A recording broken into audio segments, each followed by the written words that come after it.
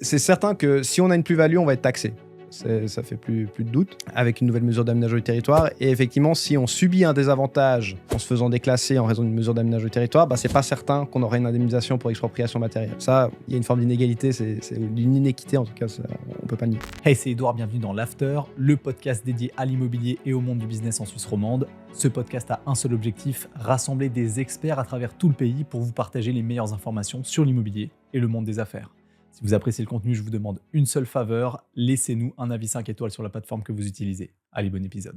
Dans ce nouvel épisode, j'ai la chance et le plaisir d'accueillir Maître Maxime Flattet.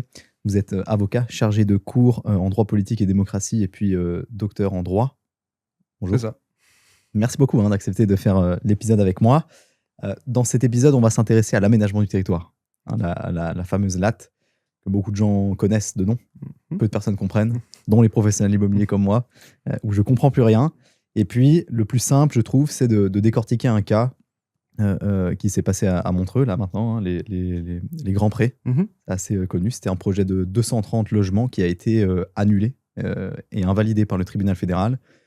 Pour rappeler à l'audience rapidement ce qui s'est passé à Montreux, c'est que en 2007, les autorités communales de Montreux mettent à l'enquête publique un nouveau PGA, c'est le plan général d'affectation, qui inclut 80 000 m² de zones réservées et que le tribunal invalide en 2020. Okay, donc de 2007 à 2020, je ne sais pas ce qui s'est passé d'ailleurs pendant tout ce temps, on pourra en parler. En 2017, donc avant l'invalidation du tribunal fédéral, le conseil communal de Montreux a adopté un PPA, c'est un plan partiel d'affectation, qui s'appelle les Grands Prés, qui est sur une parcelle de 25 000 m², dont elle est propriétaire, si je ne me trompe pas, pour un projet de 230 logements. Voilà. Et puis en 2021, la commune met à l'enquête des zones réservées sur une grande partie de son territoire suite à l'invalidation de son PGA par le tribunal fédéral, en excluant les Grands Prés, donc le projet qui faisait partie du plan partiel d'affectation. En 2022, les oppositions à la commune pour ce plan sont levées, le permis de construire est délivré, et puis c'est là qu'une initiative populaire est lancée, qui s'appelle donc Sauver les Grands Prés. En 2023, elle est acceptée par le peuple montreusin. En 2024, le tribunal cantonal délivre l'autorisation de construire. Malgré tout, il rejette les recours. Okay.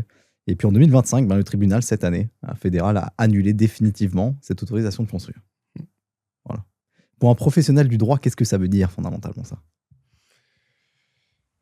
Bon, c'est déjà une affaire qui est d'un point de vue juridique très intéressant parce qu'il y a eu plein de rebondissements qui posent plein de questions juridiques et qui mêlent des éléments d'aménagement du territoire. À la base, c'était qu'une question d'aménagement du territoire et d'application de la LAT et du droit cantonal de mise en œuvre de la loi sur l'aménagement du territoire, qui est donc la LAT, une loi fédérale. Et dans le dernier volet qu'on a eu à partir des années 2020, on a amené en plus un élément de démocratie directe avec cette initiative populaire qui a eu une incidence sur l'aménagement du territoire. Donc c'est deux domaines juridiques qui se rencontrent, qui font pas toujours bon ménage, mais qui cohabitent et qui peuvent entretenir des interactions. Le cas de Montreux, ça a été tout de même, il a donné lieu à beaucoup de commentaires dans le domaine, dans la doctrine, parce que ça a été quand même un assez grand chamboulement de voir le tribunal fédéral invalider complètement une planification générale d'affectation qui datait, je crois, de 2007, la première fois la mise à l'enquête publique, la première mise à l'enquête publique a eu lieu en 2007, et donc qui invalide un projet de PGA pour une grande commune, en tout cas une grande commune à l'échelle vaudoise. Et en termes de territoire, la commune de Montreux a effectivement énormément de territoire vu les différentes localités qui la composent. Donc ça a été un assez grand bouleversement, mais qui, après, si on examine de manière un peu plus détaillée l'arrêt, on constate que finalement Montreux, qui est une grande commune vaudoise, qui présente un certain dynamisme, avait des outils de planification relativement obsolètes déjà en 2007, puisque finalement, ce PGA mis à l'enquête publique en 2007, c'était pour essayer de se mettre en conformité, de mettre en conformité la planification avec la loi sur l'aménagement du territoire, parce que la dernière planification datait, me semble-t-il, des années 70, je crois, à Montreux. Et donc, on est en 2007, ils lancent leur projet de planification, et en 2007 et 2020-2018, où on a l'arrêt du tribunal fédéral, il y a entre-temps encore une révision de la LAT en 2012 qui entre en vigueur en 2014, dont les objectifs étaient notamment de réduire les zones à bâtir, enfin de densifier les zones à bâtir, et afin de lutter mieux contre le mitage du territoire. Et donc, vous avez un élément, une modification législative qui intervient dans le processus de planification et qui doit être prise en compte par la commune donc, dans son PGA, ce qui explique probablement la durée entre 2007 et 2018-2020 pour avoir la première décision au sujet de ce PGA. Et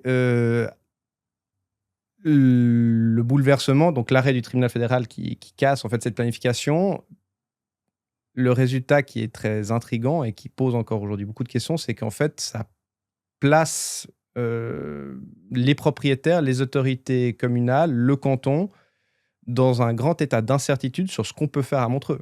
Parce qu'il n'y a pas de PGA. PGA 2007 a été abandonné, puisque cassé par le tribunal fédéral. Et donc, quelle est la base de planification à Montreux aujourd'hui ? Est-ce qu'on peut encore s'en référer au plan d'affectation de 1970 ? Probablement pas. Et d'ailleurs, si vous allez sur le guichet cartographique vaudois, vous essayez de regarder les zones. En fait, généralement, sur le guichet cartographique vaudois, on indique quelle est la zone à bâtir, quel est le type de zone, parcelle par parcelle. Et à Montreux, la donnée est indisponible. Donc, personne ne sait réellement quel est le statut juridique des parcelles qui étaient comprises dans la planification générale de Montreux. Comment on explique qu'une commune comme Montreux n'a rien fait entre 1970 et 2007 ? Fondamentalement, ce qui est prévu, la LAT date des années 80, fin des années 70. La LAT, c'est effectivement la première entrée en vigueur, c'est les années 80. Et le but, alors peut-être c'était pas comme ça avant, mais le but aujourd'hui, c'est quand même de revoir la planification chaque 15 ans à peu près d'une commune. C'était déjà le cas avec la LAT la première, la LAT de 1980. Elle disait déjà que pour la définition des zones à bâtir, il fallait dimensionner sa zone à bâtir en fonction des besoins prévisibles. Et les besoins prévisibles, c'est 15 ans, généralement, qu'on va prendre comme horizon de planification pour les zones à bâtir. Cette durée de 15 ans, elle ne figurait pas explicitement semble-t-il, dans la LAT de 1980. Elle a été développée par la jurisprudence assez vite, hein. Puis elle a été reprise définitivement dans la LAT entrée en vigueur de 2014. Là, il y a clairement cette durée de 15 ans qui est inscrite dans la loi. Mais c'est effectivement assez intriguant qu'une commune n'ait rien entrepris. Alors, c'est faux de dire qu'elle n'a rien entrepris, parce qu'entre-temps, elle a quand même adopté certains plans partiels d'affectation.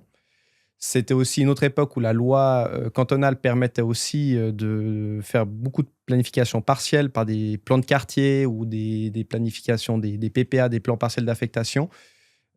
Aujourd'hui, on vit dans le canton de Vaud, il y a une volonté de simplifier les outils de planification. Et généralement, maintenant, on ne connaît plus que le plan d'affectation, le plan partiel d'affectation. Il n'y a plus ces plans de quartier qui pouvaient être avant adoptés directement par la municipalité si ça concernait qu'un nombre très limité de parcelles.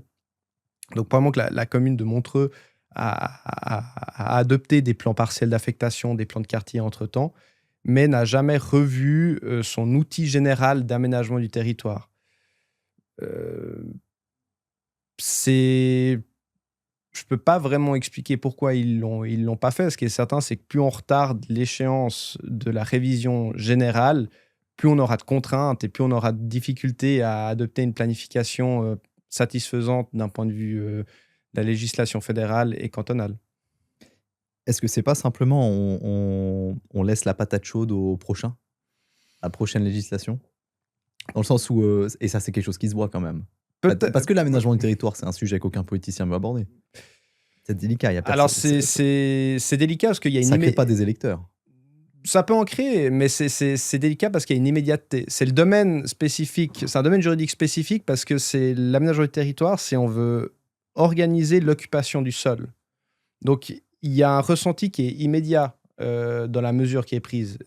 Si on dit qu'on peut construire sur cette parcelle-là, il y aura une immédiateté du résultat. On verra tout de suite quelque chose qui se construit à cet endroit-là, ou à une échéance, en tout cas, visible à l'échelle humaine. Ce qui est différent justement dans d'autres domaines où vous avez des des mesures en matière de politique économique où on verra les résultats qu'au bout de 10-15 ans, on pourra tirer le bilan de certaines politiques économiques au bout de 10-15 ans.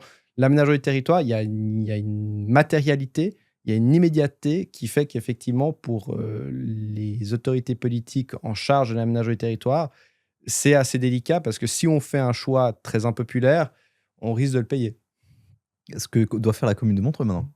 Et depuis, Alors, depuis 20 ans. c'est effectivement la commune de Montreux, elle est prise entre deux feux parce qu'elle a, elle a non seulement l'obligation qui lui revient en vertu du droit fédéral et du droit cantonal qui lui impose d'aménager le territoire, d'organiser l'occupation du sol, d'adopter un plan d'affectation. Et maintenant, il y a en plus des éléments qui viennent par le biais des droits populaires, et notamment l'initiative populaire des grands prêts, qui vient ajouter un élément supplémentaire que la commune doit prendre en compte dans sa planification, puisque si l'initiative populaire est acceptée, la commune est tenue, de par la protection des droits politiques, de mettre en œuvre l'initiative populaire conformément au texte de l'initiative. Et donc, on a déjà un élément relativement compliqué, une pondération des intérêts très compliquée à faire à l'échelle de tout un territoire, comme le territoire de la commune de Montreux.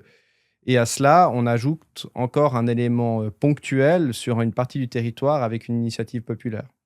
Donc, c'est effectivement relativement complexe.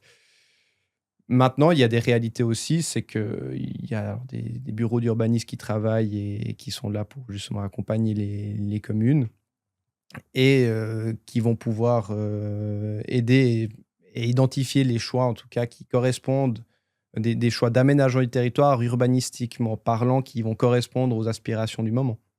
On va revenir juste après sur l'initiative populaire, mais bon, il y a un truc que je comprends pas, c'est comment est-ce qu'on fait en aujourd'hui 20 ans, parce que le premier PG a été déposé en 2007, mais ça veut dire que certainement ça faisait 5 ans qu'ils bossaient dessus. Donc là, on a dépassé les 20 ans de travail pour la commune, pour au final n'aboutir à absolument rien. Ils sont repartis à zéro là. Enfin, je veux dire, c'est 20 ans jetés à la poubelle, 25 ans jetés à la poubelle.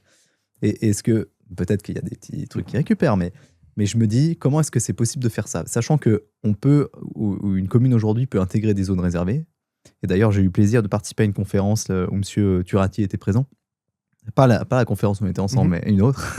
Et il parle justement de cette. Donc, il y a le directeur de la DGTL, direction du territoire, général du territoire et du logement du canton de Vaud, et qui dit que les zones réservées, c'est un cadeau. Enfin, c'est essentiel pour une commune, pas un cadeau, mais c'est essentiel pour une commune pour planifier son territoire, parce que c'est très compliqué. Il faut prendre en compte les infrastructures, les écoles, les transports publics, mais aussi donc la mobilité, mais aussi l'intérêt privé des propriétaires, etc. Mais malgré tout, ce qu'il dit, c'est qu'une zone réservée, c'est 5 ans plus 3 ans. Donc 8 ans maximum. Et à la fin des 8 ans, il se passe quoi? Pour une commune qui fait rien, qui arrive au bout des 8 ans et qui aura rien fait, il se passe quoi?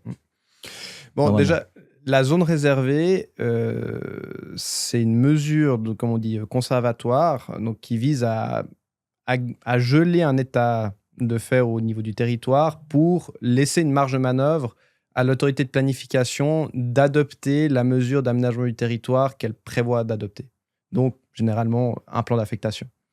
Et il ne faut pas que sur le territoire qu'on envisage d'affecter, sur lequel on va définir de nouvelles zones ou des différentes modalités de construction, il ne faut pas qu'entre le moment où on commence ce travail de planification et le moment où on aura un plan d'affectation entre en vigueur, qu'on entreprenne quelque chose qui soit incompatible et qui finalement réduit à néant les efforts de planification. Donc la zone réservée, elle est intrinsèquement liée à un projet de planification. Une commune, dans le canton de Vaud, c'est les communes qui sont compétentes pour planifier et pour adopter les plans d'affectation, ne pourra pas justifier une zone réservée si elle n'a pas une intention de planifier. Et il faut que la zone réservée, si elle introduit un régime d'inconstructibilité à un endroit, il faut que la parcelle concernée par la zone réservée, les parcelles concernées par la zone réservée, soient des parcelles qui, d'après un examen un examen sommaire, apparaissent comme des parcelles qui pourront, dans le cadre de la planification future, faire, par exemple, l'objet d'un déclassement. Si c'est, par exemple, des parcelles qui sont actuellement en zone à bâtir et puis on est dans une commune surdimensionnée qui doit réduire sa zone à bâtir, il faut que les parcelles qui soient concernées par la zone réservée, ce soient des parcelles qui présentent des caractéristiques d'un point de vue spatial qui se prêtent à terme à être rendues à une zone inconstructible. Donc, typiquement, une zone réservée se justifiera plus facilement dans une commune surdimensionnée et sur des parcelles qui se trouvent en frange du territoire bâti. Ok. Et ensuite, après, la question, qu'est-ce qui se passe au bout des 8 ans de zone réservée? Durant les 8 ans, normalement, la commune elle est censée avoir fait son travail de planification, et c'est d'avoir adopté, en tout cas d'avoir avancé dans son travail de plan d'affectation. S'il n'y a rien au bout des 8 ans, la zone réservée, ça c'est la LAT qui le prévoit, c'est effectivement, elle va devenir de plein droit caduque. Donc, vous n'avez plus cette mesure qui gèle les possibilités de bâtir sur la parcelle, cette zone réservée. C'est quel PGA après on récupère l'ancien? C'est ça, mais c'est là où finalement ça devient complètement, c'est un petit peu, ça devient kafkaïen.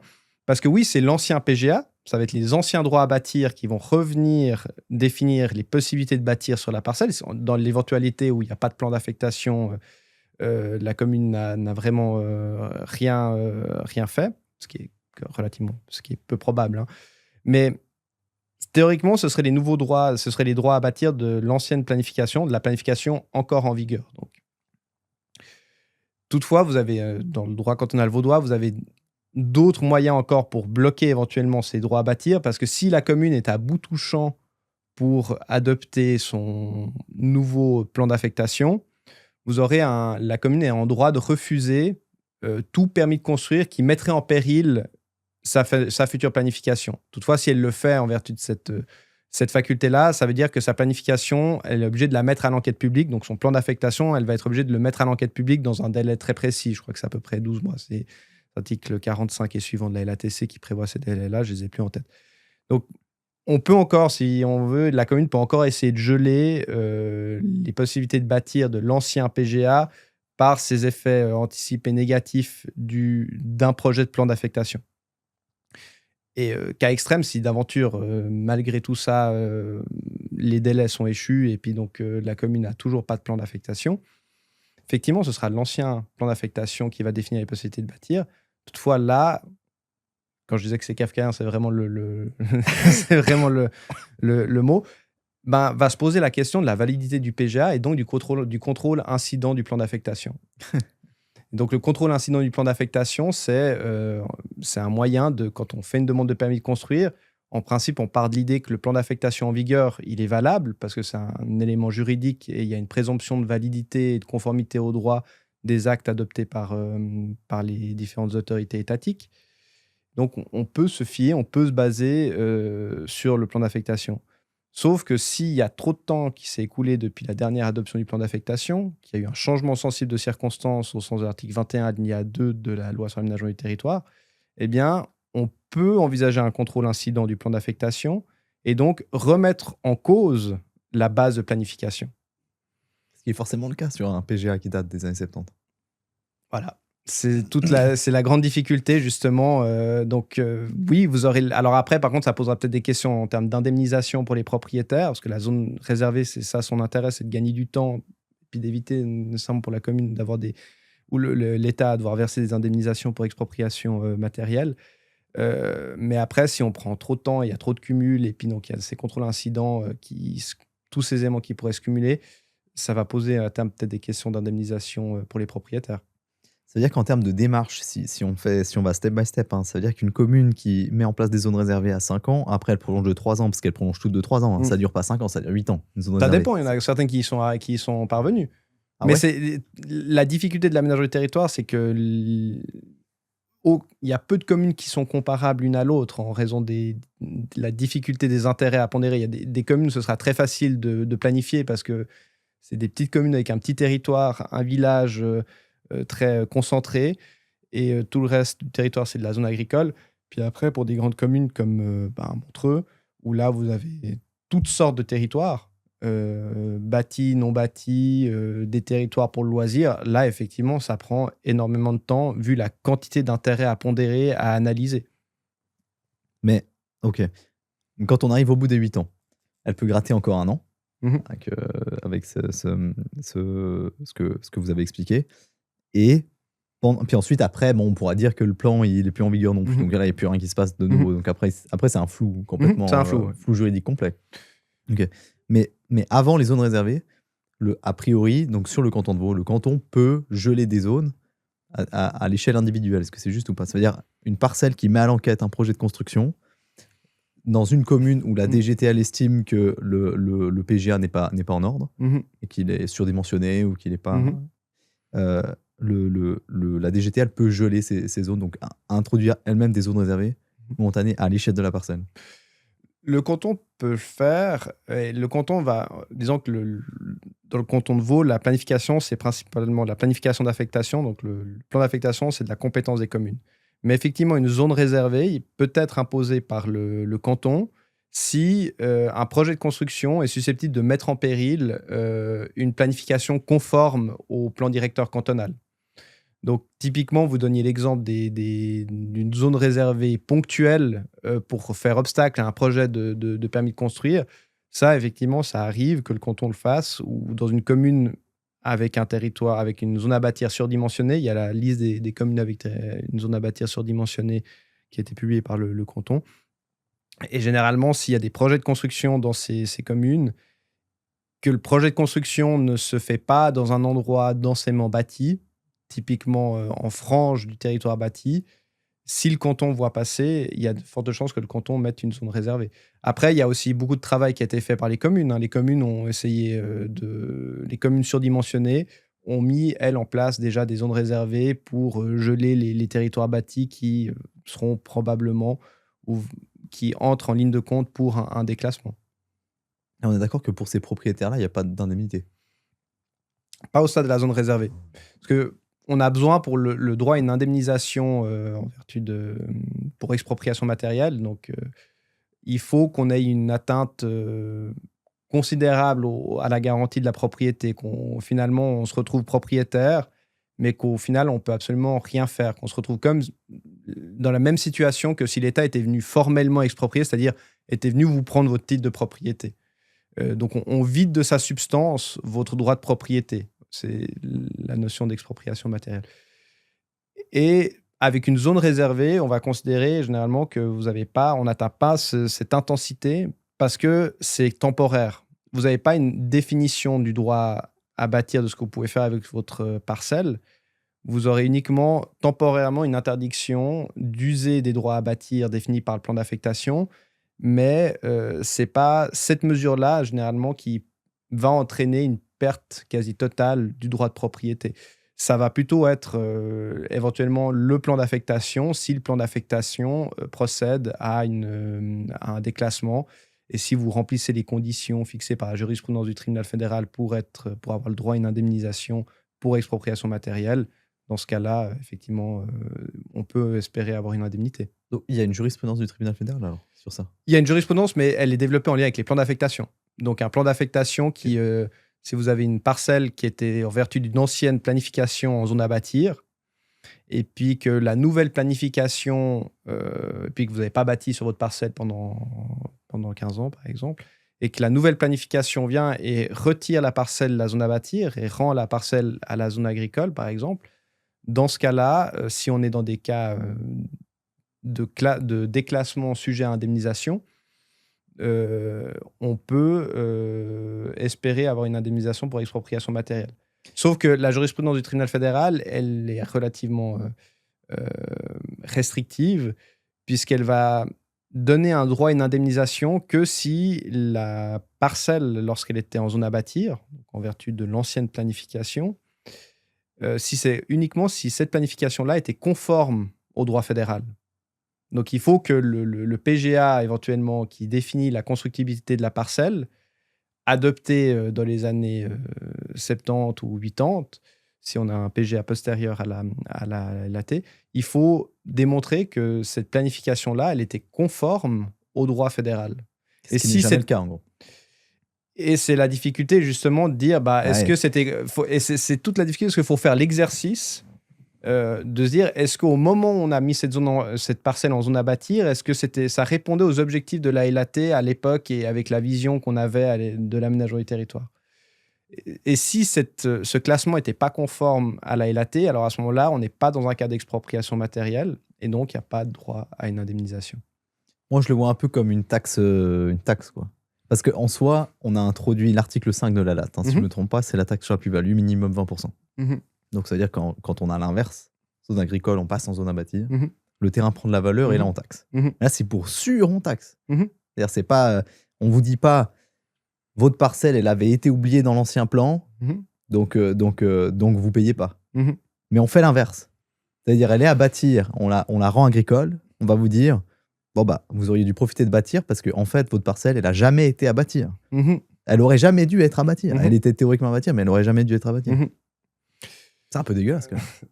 Alors, le 5 LAT, donc ces dispositions qui prévoient une taxe sur la plus-value pour compenser les avantages et désavantages majeurs d'une mesure d'aménagement du territoire. Il faut savoir que le 5 LAT, elle a été introduite dès le départ, cette mesure de compensation. Les cantons étaient censés prévoir des compensations pour compenser les désavantages et avantages liés à une mesure d'aménagement du territoire.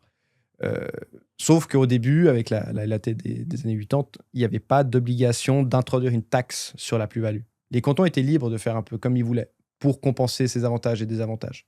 Cette taxe a été introduite justement avec la LAT entrée en vigueur en 2014, où là, les cantons n'ont plus le choix. Ils sont obligés d'introduire cette taxe sur la plus-value pour compenser les inconvénients et avantages d'une mesure d'aménagement du territoire. Parce que justement, certains cantons n'avaient pas fait le travail, n'avaient pas exécuté ce mandat fixé par l'article 5 LAT. Donc, le législateur fédéral, il a décidé de durcir le ton et de dire, moi, je laisse plus le choix aux cantons de faire comme ils veulent. Tous les cantons vont être obligés de compenser les avantages et désavantages liés aux mesures d'aménagement du territoire en introduisant une taxe sur la plus-value. C'est certain que si on a une plus-value, on va être taxé. Ça fait plus de doute avec une nouvelle mesure d'aménagement du territoire. Et effectivement, si on subit un désavantage en se faisant déclasser en raison d'une mesure d'aménagement du territoire, c'est pas certain qu'on aurait une indemnisation pour expropriation matérielle. Ça, il y a une forme d'inégalité, c'est d'une inéquité en tout cas, ça, on peut pas nier.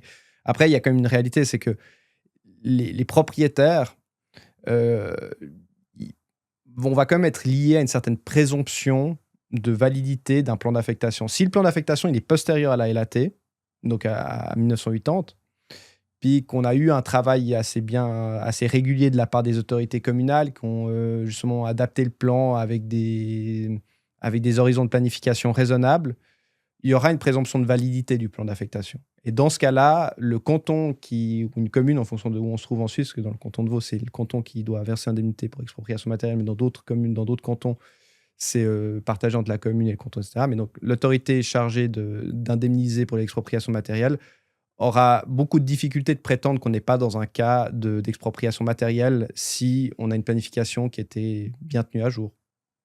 C'est ça que je trouve un peu malsain. Après, on va passer sur l'initiative, mais c'est que... Enfin, malsain.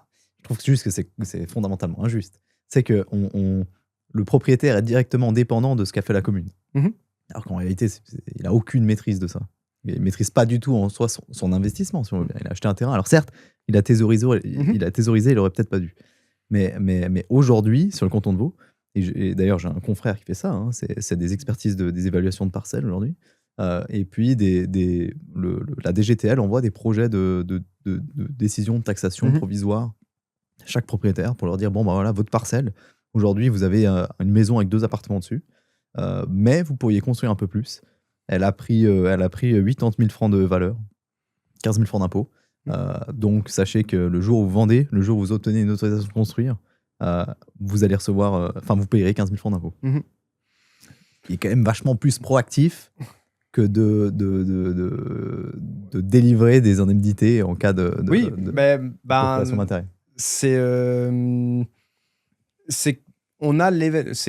La taxation, c'est la mesure d'aménagement du territoire qui crée des nouveaux droits à bâtir, donne lieu à la taxation. En principe, c'est comme ça que c'est censé fonctionner en vertu de l'article 5 de la loi sur l'aménagement du territoire. L'indemnisation pour expropriation matérielle, c'est au propriétaire qui l'a subi de la réclamer. Donc déjà, il y a en plus des délais de prescription. Donc s'il fait rien, en plus, il risque de perdre son droit à indemnisation. Donc on attend effectivement un comportement proactif du propriétaire. Après, comme vous l'avez relevé, si on est en face d'un propriétaire qui, typiquement, a peut-être une parcelle depuis 1980 en zone à bâtir, il y a eu plusieurs plans d'affectation qui se sont succédés, ou peut-être qu'un seul, ou un seul PGA, et pendant 40 ans, il n'a rien fait. Est-ce qu'on peut réellement dire qu'il subit une perte financière alors qu'il n'a jamais voulu valoriser sa parcelle? Et d'ailleurs, c'est une condition pour obtenir une expropriation matérielle, une indemnité pour expropriation matérielle, c'est être en mesure qu'on envisageait de construire.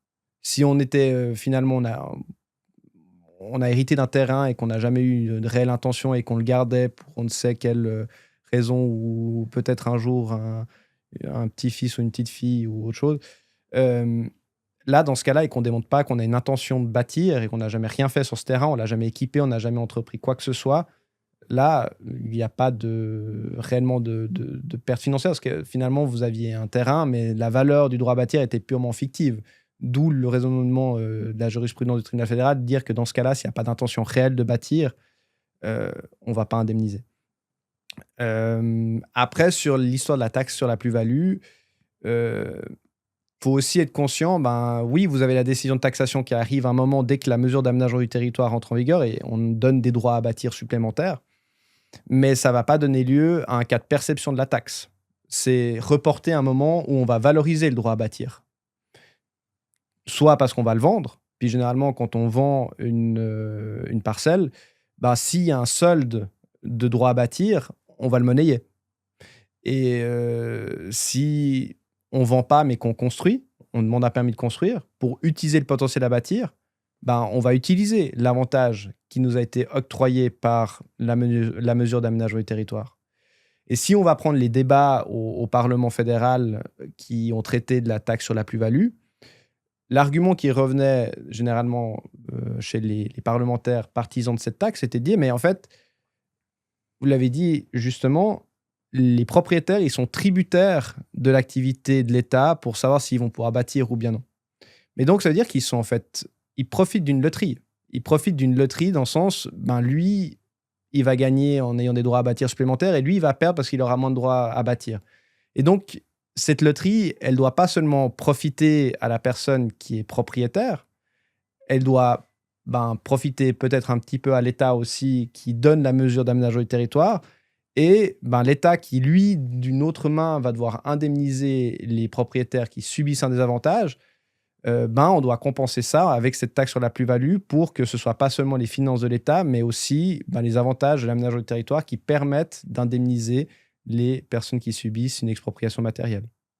Ça, c'est vrai si quand l'État reçoit l'argent, il le verse à celui qui perd. Mais aujourd'hui, il le prend. Oui. Mais il y a des cas d'expropriation matérielle. Et ce serait... il y aura des combats juridiques assez importants sur des cas d'indemnisation pour expropriation matérielle. Il y en a un actuellement dans le canton de Vaud qui est pendant au tribunal fédéral. Et, disons, tous les avocats attendent la réponse du tribunal fédéral parce que la CDAP, donc le tribunal cantonal vaudois, a rendu un arrêt plutôt favorable à l'expropriation matérielle. Donc, si cet arrêt est confirmé au tribunal fédéral, il y aura pas mal de... Ça va créer, je pense, un précédent assez important qui va contraindre les autorités à être plutôt généreux, pas en termes de montant, mais en cas d'indemnisation. Mais ça c'est une grosse parcelle. C'est une grosse parcelle, mais c'est surtout avec un contexte où c'est en fait sur comment on apprécie le cas du droit à l'indemnisation. Parce que, comme je vous le disais, c'était déterminé, on a le droit à une indemnisation si la parcelle, lorsqu'elle a été classée en zone à bâtir, donc selon l'ancienne planification, est-ce que cette parcelle, est-ce que ce classement, il est conforme au droit fédéral ou est-ce qu'il est foncièrement non conforme au droit fédéral? Et la CDAP a eu un raisonnement de dire, mais en fait, il faut apprécier cette conformité en se replaçant dans les circonstances de l'époque. Donc, ça veut dire que si finalement, vous avez une parcelle en zone à bâtir qui a été classée dans les années 80, que dans les années 80, on dimensionnait la zone à bâtir avec d'autres méthodes que ce qu'on fait aujourd'hui. notamment avec une méthode des tendances où c'était généralement peut-être un petit peu plus moins précis, même si c'est toujours assez les méthodes de dimensionnement de la zone à bâtir, il n'y a pas une méthode parfaite puisqu'on n'est passablement tributaire des mouvements sociaux de population, de la démographie, etc. Mais donc, si dans les années 80, on utilisait une méthode reconnue pour dimensionner la zone à bâtir et qu'en fait, cette parcelle, elle n'a jamais été bâtie parce que la projection démographique qu'on a faite dans les années 80 ne se réalise pas, ben, est-ce que ça a fait du classement dans les années 80 de la parcelle un classement non conforme à la LAT? Et ça, le tribunal cantonal a dit, ben non, parce qu'on n'est pas dans un état de violation du droit fédéral, on est simplement dans une hypothèse de planification qui ne s'est pas réalisée. Pour X, Y raison d'écoulement du temps, de la démographie, etc. Et dans ce cas-là, il faut partir de l'idée que le plan d'affectation, le classement en zone à bâtir de la parcelle, est conforme au droit fédéral. Et donc, donne droit à une indemnisation si le plan d'affectation de nouvelle génération déclasse cette parcelle. C'est quand le retour du tribunal fédéral, normalement, ça? On ne sait pas... on ne sait pas exactement. Je crois que c'est un arrêt qui... La CDAP a rendu cet arrêt en 2024. Donc, généralement, le tribunal fédéral, sur un gros cas comme ça, on peut espérer quelque chose soit d'ici la fin de cette année, soit début 2026. Excellent. C'est vraiment intéressant, ça. Mais ça, c'est... Alors après, c'est encore une fois un cas Ça assez devient méga particulier. subjectif après. Pardon ? Après, il y a quand même pas mal de subjectivité. Hein. Par rapport à... oui, sur l'appréciation du cas de conformité, effectivement. Mais, alors, c'est dans une commune où il y a différentes il y a eu plusieurs circonstances, notamment, c'était une commune qui était concernée aussi par la Lex Weber, donc la loi qui limite les résidences secondaires à 20%. Et donc, en fait, vous avez un cumul de choses en disant, mais dans les années 80, en fait, quand ils ont planifié, voilà, ils ne pouvaient pas s'attendre à avoir autant de contraintes par la suite sur leur dimensionnement de la zone à bâtir. Alors, c'est certain que si on prend cette zone à bâtir adoptée dans les années 80 avec nos lunettes d'aujourd'hui, elle est clairement surdimensionnée. Mais par contre, au moment où le planificateur, l'autorité communale de planification de l'époque, l'a fait, ben, elle l'était pas, elle l'était peut-être pas. Du moins, c'est l'avis du tribunal cantonal. C'est incroyable. Ok, moi j'ai hâte d'avoir le résultat. Je ne connaissais pas du tout ce cas, mais c'est vraiment intéressant, surtout pour un Valaisan, parce qu'en Valais, il y a pas mal de planifications qui dépendent des résidences secondaires. Hein. Oui. Pour revenir sur le cas de Montreux, on a donc la particularité aussi de ce cas, c'est qu'il y a eu une initiative populaire donc, par les habitants, les Montreuxins, et puis qui a été prise en considération malgré tout dans l'arrêt du tribunal fédéral. Donc ça n'a pas l'air d'être l'élément le plus pondéré, je dirais, dans la prise de décision du tribunal fédéral, qui invalide cette autorisation de construire. Mais malgré tout, c'est pondéré quand même. Hein, c'est écrit noir sur blanc dans l'arrêt du tribunal. Pour vous, à quel point est-ce que la pondération était importante, cette initiative populaire? Je peux pas vraiment me prononcer, même vous donner un pourcentage, parce que je suis malheureusement pas dans la tête des juges fédéraux. Mais ce qui est certain, c'est que dans l'arrêt de Montreux, vous avez un élément, c'est poser la question du contrôle incident du plan. C'est-à-dire que le PPA, les Grands Prés, a été jugé comme n'étant plus une base de planification suffisamment fiable, juridiquement fiable pour donner droit à un permis de construire, en raison d'un changement sensible de circonstances, article 21 alinéa 2 de la loi sur l'aménagement du territoire. Et donc, ces changements sensibles de circonstances qui sont invoqués, c'est notamment l'abandon du PGA de Montreux, une évolution, il me semble qu'il parle aussi d'éléments environnementaux sur la parcelle avec, je crois, des arbres présents, et un changement d'opinion politique dans la population qui constitue, parce que l'aménagement du territoire, est intrinsèquement lié aussi au mode de vie choisi par les habitants et citoyens, citoyennes, membres du corps électoral ou simplement résidents sur le territoire suisse. Et donc, c'est un élément à pondérer, à prendre en compte dans une planification. Donc, c'est certain que avec l'initiative populaire acceptée, il y avait un élément en plus pour démontrer qu'on était vraiment en présence d'un changement sensible de circonstances au sens de l'article 21 alinéa 2 et LAT, Et donc, asseoir l'idée que le PPA des Grands Prés n'était plus une base de planification suffisante. Mais si on fait le parallèle avec l'indemnisation, dans l'indemnisation pour l'expropriation matérielle, avant, vous avez dit, si le propriétaire n'avait pas prévu de construire vraiment, et qu'il ne peut pas le prouver, il n'a pas droit à cette indemnité. Donc on est bien en train de dire, un terrain en Suisse, ça ne se thésaurise pas. Voilà, point. Si ça Il y a un ça bâtir, changement, faut en tout cas, c'est construire. le but de la loi sur l'aménagement du territoire entrée en vigueur en 2014, qu'il y avait des mesures notamment de garantie la constructibilité. C'était une volonté du législateur fédéral de, si on a de la zone à bâtir, si on a un terrain en zone à bâtir, il faut construire.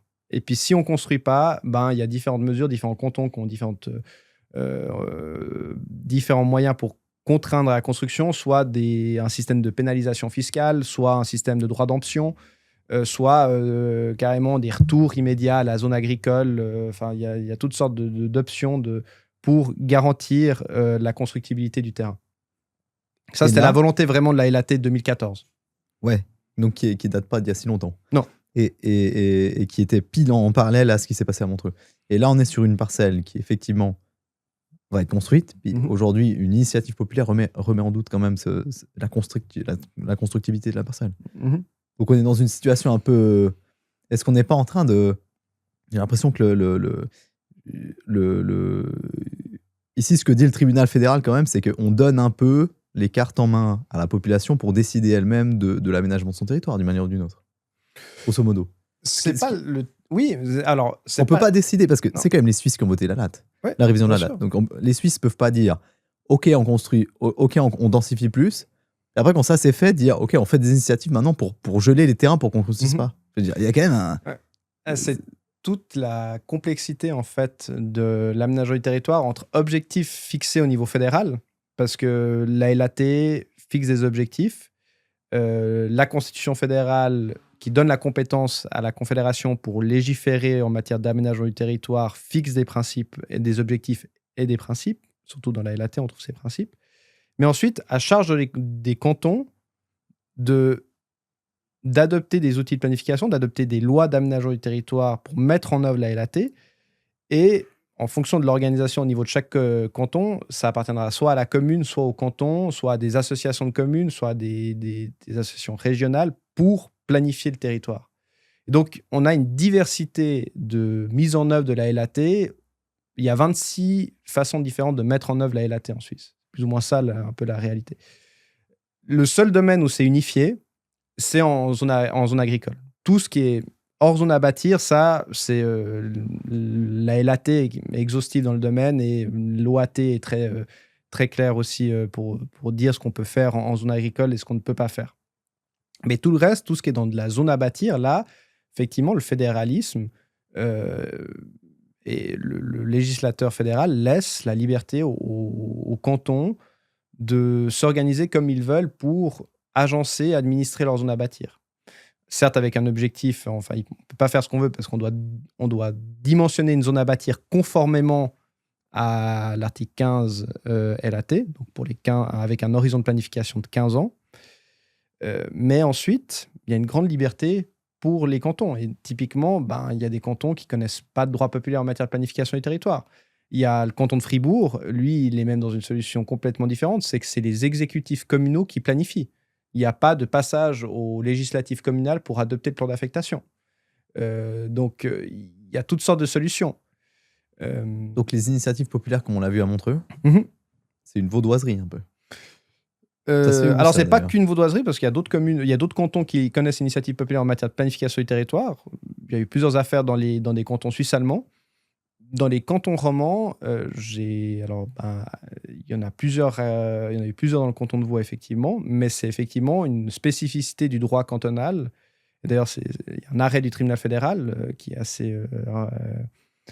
était relatif à l'initiative populaire Sauver la Vaud, où le tribunal fédéral dit donc c'était une initiative populaire pour adopter une loi visant à protéger la Vaud, et qui contenait aussi des mesures concrètes d'aménagement du territoire, donc sous forme de plan.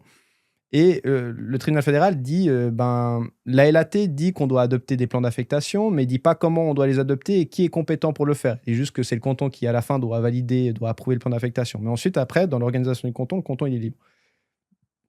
En matière de droit politique, les cantons sont complètement libres de faire ce qu'ils veulent en matière de droit politique. D'introduire beaucoup de démocratie directe ou de faire très peu de démocratie directe. La seule limite, c'est l'article 51 Constitution qui dit que les cantons doivent avoir une constitution démocratiquement approuvée et qui peut être révisée lorsque le corps électoral cantonal le demande. Donc, référendum populaire constitutionnel et initiative populaire constitutionnelle. Et avoir encore, autre exigence de l'article 51 Constitution, avoir un parlement élu au suffrage universel. Après, les cantons, ils sont libres de faire ce qu'ils veulent en matière de droit politique. Mettre en place des initiatives populaires en matière de planification, bien non. Et dans cet arrêt en lien avec Sauvé-Lavaux, le tribunal fédéral dit les cantons sont libres de définir des droits politiques susceptibles de proposer des mesures concrètes d'aménagement du territoire. Si un canton décide de le faire, il doit aller jusqu'au bout. Il doit assumer le fait d'ouvrir la possibilité d'exercer des droits politiques en matière de planification du territoire. Et donc, respecter ensuite les choix faits par le corps électoral, toujours avec, pour autant que le choix du corps électoral soit compatible avec la LAT qui est du droit supérieur du droit fédéral. Et donc, c'est effectivement une réalité. Le canton de Vaud le sait. Ça fait depuis plusieurs années, justement, qu'il y a eu des droits politiques exercés dans le canton de Vaud. Et le tribunal fédéral dit vous avez décidé de permettre cette faculté au corps électoral, de mettre de la démocratie directe au stade de la planification du territoire. Vous devez finalement respecter cet engagement-là. Mais il n'y a aucun écueil au niveau du droit fédéral pour permettre qui s'opposerait à une initiative populaire en matière de planification du territoire. Et comment est-ce que le canton pourrait faire marche arrière avec ça ? Comment ça marche, ça ? Alors ça, c'est les droits politiques sont définis soit dans la constitution cantonale, soit dans la loi. Alors, dans le canton de Vaud, les droits politiques communaux sont définis par la loi. Donc, ce serait au Grand Conseil d'essayer de modifier la loi sur l'exercice des droits politiques en définissant... Si on prend la loi sur l'exercice des droits politiques, d'ailleurs vaudoise, il y a sur la définition de l'initiative populaire et du référendum, il y a la liste des objets soumis au droit de référendum et au droit d'initiative populaire et les objets qui sont soustraits à ces droits populaires. Et okay. Donc, c'est au législateur de le faire. Mais vous avez d'autres cantons qui ont aussi des droits populaires, des systèmes de démocratie directe assez avancés, puis qui ont exclu, par exemple, les plans d'affectation des objets sujets au droit d'initiative ou au droit de référendum. Moi, si j'étais le Grand Conseil vaudois, que je ne suis pas, je changerais ça tout de suite, quoi. En fait, je changerais ça tout de suite parce que ça me paraît juste impossible que ça aille de mieux en mieux. En fait, ça sera toujours pire. Et donc, toujours plus compliqué pour les communes et toujours plus coûteux. Et c'est simple parce que, je veux dire, la LAT a voulu densifier. En densifiant, on encaisse les gens les uns sur les autres le plus possible. Et de plus en plus avec le temps. Et on connaît l'évolution démographique vaudoise, positive. On sait qu'on ne construit pas assez. Et en fait, plus le temps passe, plus ce sera difficile de construire. Et donc, plus le temps passe, plus il y aura d'initiatives. Et donc, et ça veut dire que, parce que évidemment, une population sur son propre territoire n'aura jamais aucun intérêt à refuser une telle initiative. Je vois pas. D'ailleurs, c'était 70%, 71% à Montreux et puis Mont-sur-Lausanne, c'est à peu près la même chose. Et donc, l'acceptation de l'initiative. Je vois pas comment un peuple pourrait dire oui, construisez chez moi. Il n'y avait personne qui veut ça. Je pense pas. Des camions, c'est du bruit. Ça dépend. Ils pensent pas aux finances publiques, les gens, quand ils font ça. Je pense.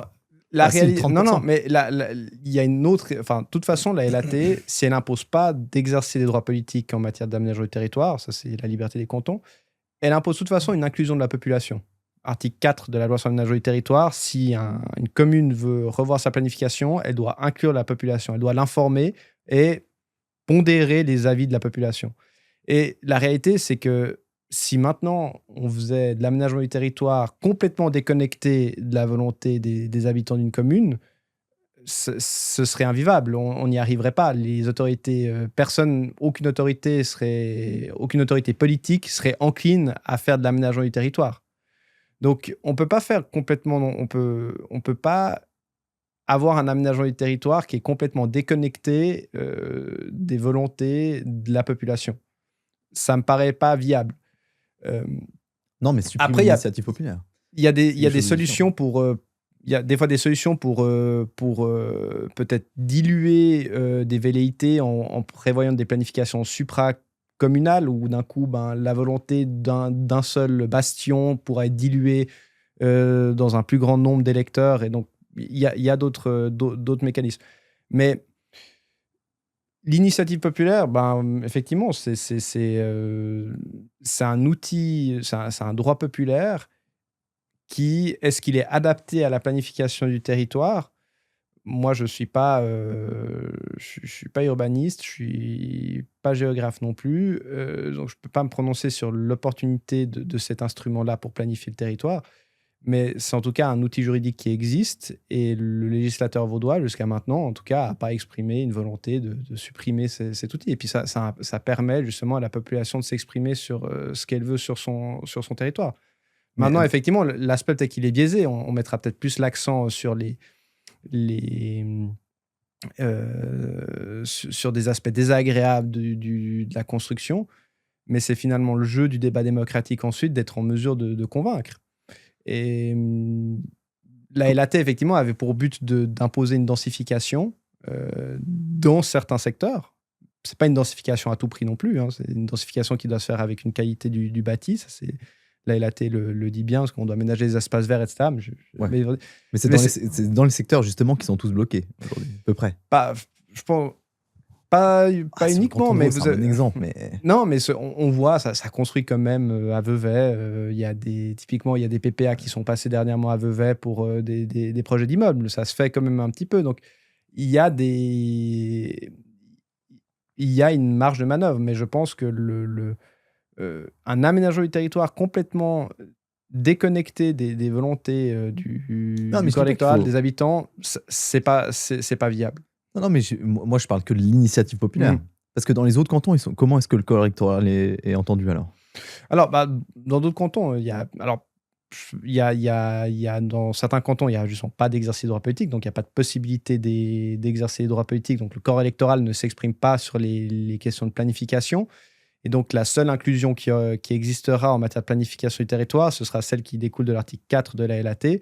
Donc, généralement, c'est des ateliers d'information où, avant de lancer un plan d'affectation, la population est invitée pour donner son opinion sur les projets de planification ou ce qu'elle voudrait voir se développer dans le quartier. Et à charge ensuite de l'autorité de planification, généralement les autorités exécutives, de tenir compte de ces aspirations pour les concrétiser ensuite dans le plan d'affectation. Dans d'autres communes, vous avez aussi, des fois, il n'y a que le référendum qui existe. Et puis, le référendum, en soi, il est tout aussi... si le focus est mis sur la possibilité de construire, le référendum, il est tout aussi bloquant qu'une initiative populaire. Parce que vous allez avoir une commune ou une municipalité, si c'est la municipalité qui est en charge de développer le plan d'affectation, elle va développer tout son plan d'affectation, elle va faire l'inclusion de la population, elle va traiter les oppositions, traiter les observations, modifier, cas échéant, un petit peu le plan d'affectation. Elle a son projet fini, elle le soumet au conseil communal. Le conseil communal approuve, vote le plan d'affectation. Et là, il y a un référendum qui tombe. Là, vous avez un droit populaire qui va bloquer un projet qui a peut-être mis, comme vous le disiez, peut-être 5 ans à se développer. Le référendum, il arrive quand la municipalité valide le plan d'affectation. Le référendum, il arrive... alors, toutes sortes de systèmes dans chaque canton, c'est différent. Mais généralement, le référendum, il s'exerce contre une décision de l'organe législatif communal. Donc, dans le canton de Vaud, c'est le conseil communal. Donc, le référendum, il interviendra uniquement ensuite de la décision du conseil communal d'adopter le plan d'affectation. Et puis, alors, dans le canton de Vaud, il y a une spécificité, c'est qu'en plus, le référendum, il est reporté au moment où le canton approuve, parce que le conseil communal adopte le plan d'affectation. Et après, on doit faire approuver le plan d'affectation par le canton.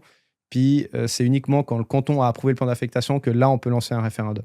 Et ça marche pour les plans de quartier, les PPA, tous les actes adoptés par un conseil communal sont sujets à référendum.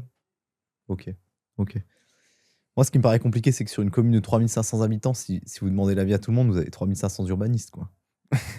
Oui, Ah, mais le- les enjeux dans une commune de 3500 habitants seront certainement plus C'est- simples à pondérer que dans une commune à plus de 100 000 habitants.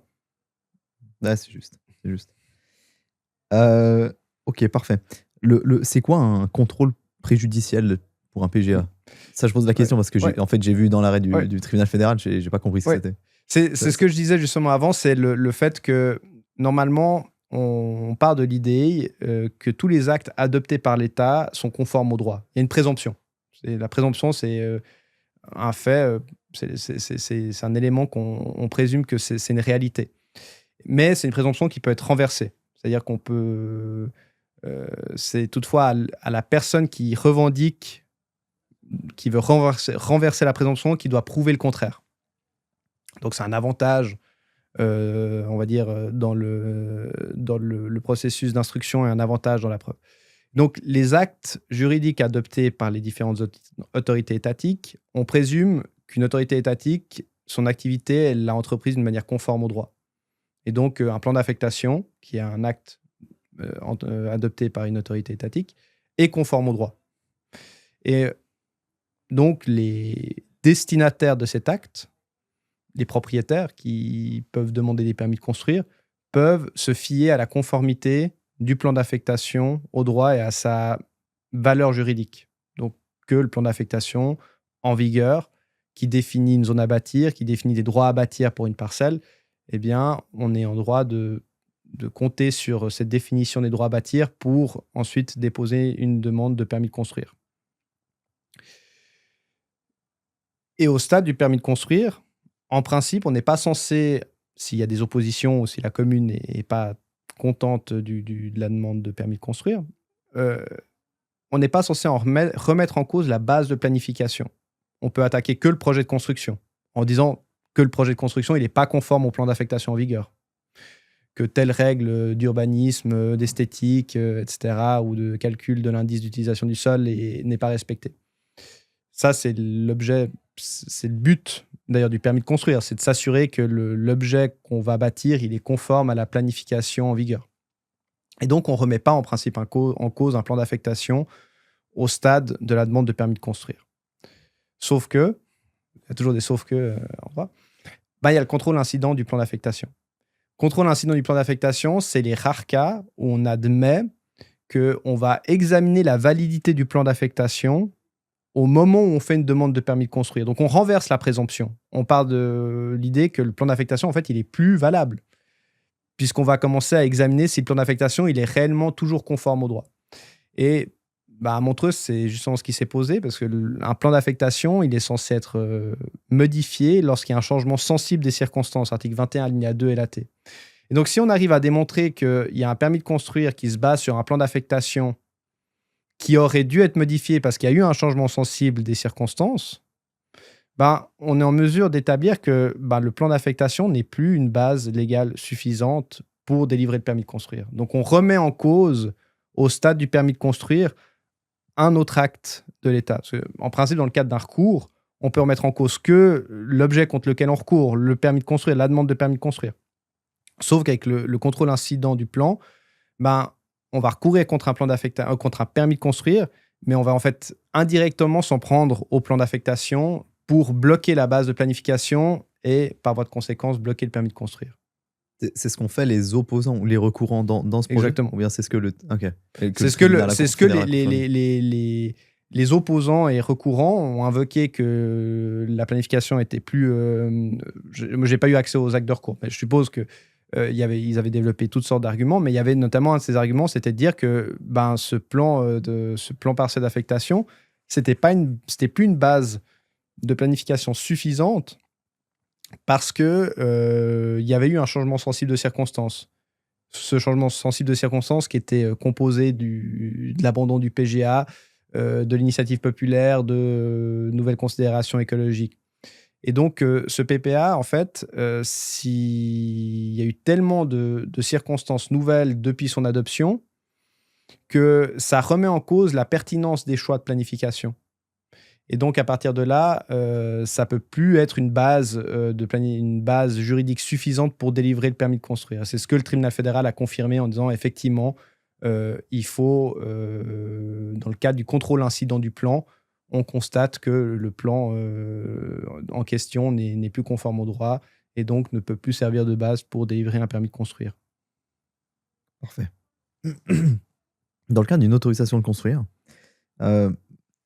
c'est qui peut raisonnablement s'opposer à une autorisation? C'est qui est légitime? Là, à l'échelle d'une parcelle, hein, vraiment, pour un projet standard. L'opposition, elle est dans le canton de Vaud, elle est définie de manière très large. Quasi tout le monde peut faire opposition. Après, c'est à la commune de traiter l'opposition. Et la qualité d'opposant n'est pas réellement un enjeu au stade de l'opposition.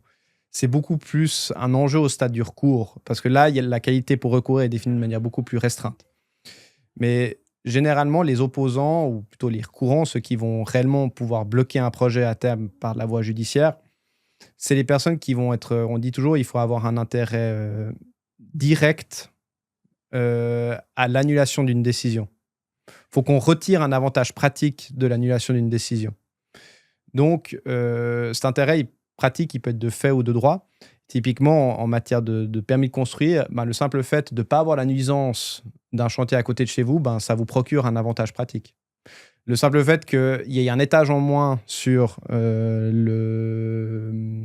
maison voisine, ça vous procure un avantage pratique. Donc, la jurisprudence, elle définit généralement la qualité pour recourir du voisin à des voisins qui se trouvent généralement dans un périmètre de 100 mètres autour de la parcelle. Mais après, de rayon. Oui, mais après, vraiment, ça ressort pas spécifiquement de la jurisprudence, c'est plutôt, on va dire, une méthode empirique utilisée des fois par la doctrine. Mais en fait, ça va dépendre de chaque cas concret. Si vous êtes à 100 mètres d'une maison à vol d'oiseau, mais qu'entre la maison et votre parcelle, la parcelle du recourant, il y a une forêt, une colline, etc., et qu'en fait, l'opposant, il voit rien du projet de construction, il a beau se trouver à 100 mètres, il n'aura certainement pas qualité pour recourir. Et donc ça, c'est la qualité pour recourir individuelle des voisins. Et après, vous avez la qualité pour recourir des associations, potentiellement des associations de protection de l'environnement, de la nature, où elles ont une qualité pour recourir en vertu de la loi. Et puis dans l'opposition, parce que l'opposition qui est levée, est-ce que le recourant peut changer ses griefs, ses velléités? Ouais, exactement, dans l'opposition qui fait. Oui, l'opposition, c'est un acte En fait, c'est un acte, si vous voulez, c'est un acte pour mettre le pied dans la porte. Mais vous n'êtes pas du tout tenu... vous n'êtes pas tenu à une motivation exhaustive de vos griefs au stade de l'opposition. Et puis ensuite, si l'opposition est levée par l'autorité compétente, au stade du recours, vous pouvez tout réintroduire. Vous pouvez modifier les griefs que vous avez déjà évoqués, vous pouvez avancer des nouveaux griefs que vous n'aviez pas vus à l'époque, etc. Mais il n'y a pas de... Les griefs, c'est les raisons pour lesquelles on fait opposition. C'est les motifs qu'on va invoquer pour attaquer un permis de construire. Et puis, c'est quoi qui est d'office exclu? Parce qu'on peut recourir, même si l'opposition initiale, c'est je perds ma vue, on recourt, on garde ça, je perds ma vue. Là, on a la qualité pour recourir, si on a un voisin direct. Par exemple, derrière. Là, parce que vous aurez des nuisances en disant, si vous avez une vue actuelle, alors après, si la réalité, c'est que si le plan d'affectation donne le droit de construire un immeuble à cet endroit-là, le droit de l'aménagement du territoire, droit public, ne protège pas les vues. Donc, vous ne pourrez pas simplement invoquer le fait que si on réalise le projet de construction, vous n'aurez plus de vue. Ça, ce n'est pas un élément que le tribunal va prendre en compte. Par contre, il va prendre en compte le fait que, en fait, le plan d'affectation, par exemple, il autorise la construction d'un immeuble de 15 mètres, par exemple, j'invente, puis qu'en fait, si on consulte les plans, on consulte que l'immeuble, il aura une hauteur finale de 18 ou 20 mètres. Donc, il n'est pas conforme il n'est pas conforme au plan d'affectation, donc il doit être refusé. Ça, le tribunal va examiner. Mais si vous dites juste, moi, je fais opposition parce que je vais perdre ma vue, ce ne sera pas... sur le fond, vous n'avez aucune chance de gagner. Et jusqu'à quelle étape c'est gratuit? L'opposition est gratuite. Dès le recours, c'est payant. Il y a des frais de justice qui vont être le recours, si on décide de faire un recours. le tribunal va demander une avance de frais. Parce que le recours va directement au tribunal Oui. cantonal. C'est ça. Si on est dans le canton de Vaud, c'est la municipalité qui délivre le permis de construire. Dans le canton de Fribourg, c'est le préfet, généralement. Et puis, donc, du coup, si une de ces autorités décisionnelles délivre le permis de construire, il y a les voies de droit en dessous. Donc, c'est comment on fait recours contre cette décision et ça va au tribunal cantonal. Donc, Ok. le tribunal cantonal lui, ne traitera d'un recours que si une avance enfin, il va généralement demander le paiement d'une avance de frais. En général, ça dure combien de temps, ça? La décision du tribunal cantonal après C'est vraiment variable de la difficulté d'un projet à un autre, mais si. Moi, je vous dirais de ce que je vois en tout cas, je pratique principalement dans le canton de Vaud, c'est sur des projets relativement simples. Des fois, le tribunal cantonal va relativement vite et c'est moins d'un an. Et puis, faut compter à peu près 1 an, je dirais. Si on a de la Ok. chance, si on a de la chance, c'est traité en moins d'1 an, voire moins de 8 mois. Parce qu'après, faut savoir que dès lors qu'on fait recours, il y a tous les droits procéduraux des autres parties qui doivent être respectés. Donc, c'est aussi, on dépose un recours, on paye une avance de frais, et ensuite, qu'est-ce que va faire le tribunal? Il va tout de suite impartir un délai à la municipalité, si on est dans le canton de Vaud, pour que la municipalité se détermine sur le recours. Donc, la municipalité a un délai pour déposer des observations. Le constructeur a aussi un délai pour déposer des observations. Et une fois que tout le monde a déposé ses observations, généralement, il y a un deuxième échange d'écriture où là, le recourant peut reprendre position sur les écritures déposées par la municipalité et le constructeur. Et ensuite, le constructeur et la municipalité pourront à nouveau se redéterminer sur la nouvelle écriture. Donc, généralement, il faut compter avec 2 échanges d'écriture. Et puis, déjà, juste ça, ça prend du temps. Donc, c'est juste le fait d'instruire, de laisser à chaque partie de faire valoir ses droits. Ça va prendre du temps et après, on peut demander des fois des mesures d'instruction au tribunal, typiquement une inspection locale. Donc, le tribunal se déplace pour venir voir le projet de construction. Ça aussi, ça rallonge évidemment la procédure parce qu'on doit organiser cette inspection locale. Alors, le tribunal, pour le coup, dans le canton de Vaud, le tribunal est assez, va assez vite. Et ce n'est pas les éléments qui prennent le plus de temps, mais c'est de toute façon une étape en plus. Pour terminer avec l'aménagement du territoire, moi j'ai le sentiment que je me demande si on s'est pas un peu planté avec la révision de la date quand même en 2013, 2014, parce qu'au final, si on prend que le canton de Vaud, aujourd'hui il y a la moitié des communes qui n'ont pas de PG en force, donc ils sont toujours en train de réviser leur plan, donc 50%, et on est quand même 12 ans après, ce qui est assez long. Donc on voit que c'est quand même compliqué. Si vous aviez, vous, une baguette magique là, à utiliser pour réparer la latte ou l'appliquer réellement, vous ferez quoi? Pour que ça aille plus vite ou que ça bouge? Je sais pas ce que. Alors, c'est compliqué parce que c'est. Le bilan de la LAT, il n'est pas aussi, on va dire, négatif que ça. Parce qu'il faut quand même se rappeler qu'un des objectifs majeurs de la LAT 2012-2014, enfin, entrée en vigueur en 2014, c'était de lutter contre le mitage du territoire. Et donc, de vraiment assurer l'inconstructibilité dans les zones agricoles et donc d'empêcher l'étalement urbain. Typiquement, lutter contre le surdimensionnement des zones à bâtir qui viennent grignoter toujours plus sur des zones agricoles ou des zones qui ne sont pas destinées à la construction. Sous cet angle-là, c'est plutôt un succès. Ils y sont parvenus, alors des fois avec des résultats peut-être un petit peu trop extrêmes. On se dit on peut vraiment plus rien faire dans la zone agricole ou on peut plus rien faire en frange du territoire bâti. Et donc sur on va dire l'impact juridique de l'état des constructions hors zone à bâtir, la LAT en tout cas, a eu un effet assez rigoureux. Maintenant, c'était un mix. On construit moins à l'extérieur des zones à bâtir, mais on doit construire plus dans les zones à bâtir. C'est peut-être là, effectivement, où il y a quelque chose à redire. Ça, je peux le concéder.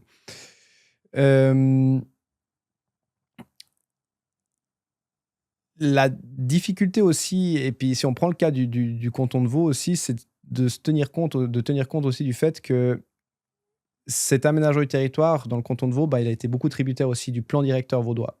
et le plan directeur cantonal, typiquement, dans d'autres cantons, il a été adopté beaucoup plus vite.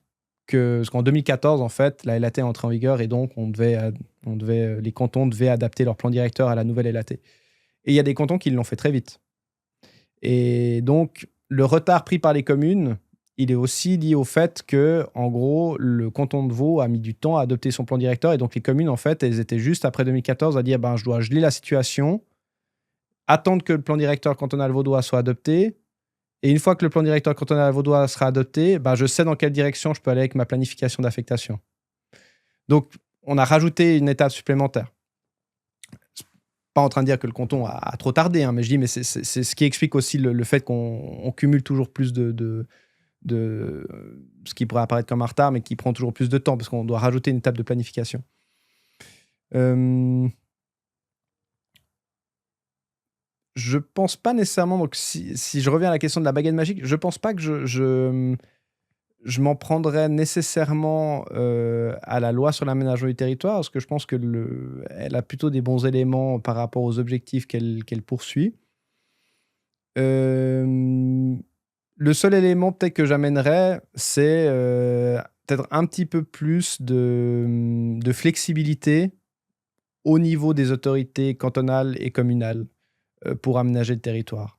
Alors, il y a justement la LAT 2 qui doit prochainement entrer en vigueur, qui déjà amène un petit peu plus de flexibilité. Typiquement, pour les constructions hors zone à bâtir, ça va amener un petit peu plus de flexibilité.